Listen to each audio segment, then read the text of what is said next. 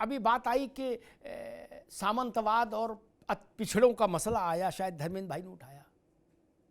कल दोपहर 1:30 बजे पटना के, ठीक है ओपी सिंह जी, पटना के गांधी मैदान में देश के अति पिछड़े वर्ग का एक बड़ा चेहरा 20 वर्ष की सफल यात्रा के बाद, मुख्यमंत्री पद की सफल यात्रा के बाद फिर से 5 वर्ष के लिए शपथ लेने जा रहा है।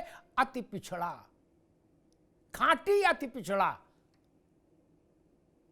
अति पिछड़ा भी है और कर्म से, धर्म से, दोनों से समाजवादी है।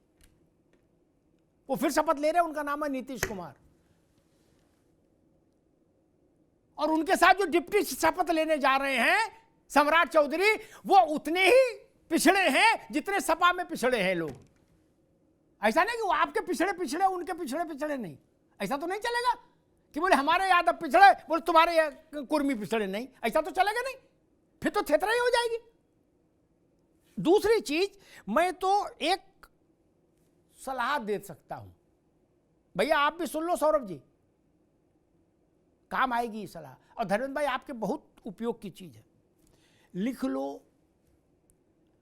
एसआईआर के चलते अगर आप बिहार में बुरी तरह से चुनाव हार गए, कांग्रेस समझ ले कि अगर आप ध्वस्तीभूत इसलिए हो गए कि एसआईआर हो गई बिहार में, तो दिल थाम कर बैठिए।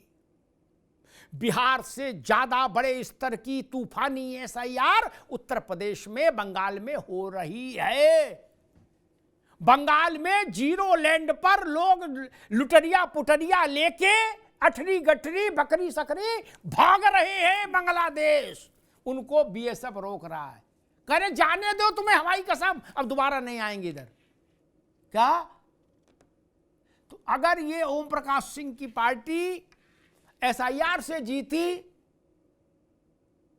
तो खतरा टला नहीं है, खतरा डबल पावर का हो गया। अभी 300 mg गोली थी, अब ये 650 mg गोली है यूपी में और बंगाल। भैया धर्मेंद्र जी मेरी बात लिख लेना, मैं आपके पक्ष की बात कह रहा हूं। और अगर ये 10,000 रुपया डालने से जीते हैं ओपी सिंह जी की पार्टी, मेरी बात लिख लीजिए, 27 का चुनाव जब परिणाम आए तो हम आप बैठेंगे। अगर मैं गलत निकलूंगा तो शो शुरू करते ही माफी मांगूंगा, और नहीं तो आपसे कहूंगा कि आप इस बात को स्वीकार करो कि आप राजनीति की नब्ज को नहीं समझते। लिख लीजिए, 10,000 रुपए से बड़ी स्कीम, फिर दोहराता हूं, 10,000 रुपए से बड़ी स्कीम उत्तर प्रदेश की आधी आबादी के लिए कुछ ही महीनों में आने वाली है। बोलो सियावर रामचंद्र की जय। 5वां अध्याय समाप्त, कथा समाप्त हुई, घंटी बजी, पंजीरी लो, घर जाओ। अब इसका विश्लेषण आप करते रहना।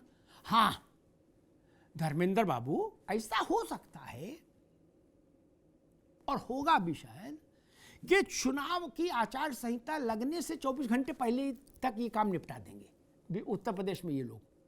क्या 10,000 भेजने वाला 24 घंटे पहले ही निपटा देंगे, तो ये झंझट भी गया कि आचार संहिता के बीच में क्यों डाला पैसा। लेकिन पैसा जाएगा।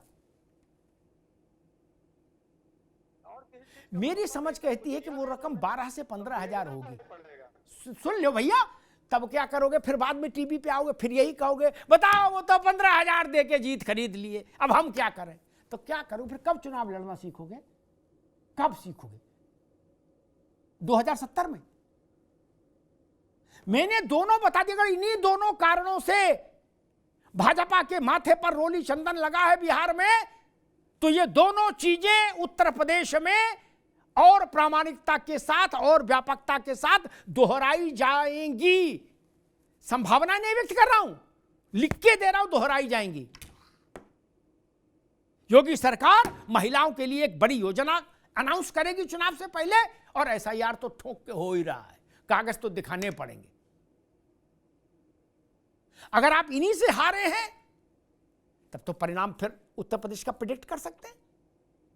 अगर आपको लगता है और कोई कारण नहीं इनके जीतने का और आपके हारने का,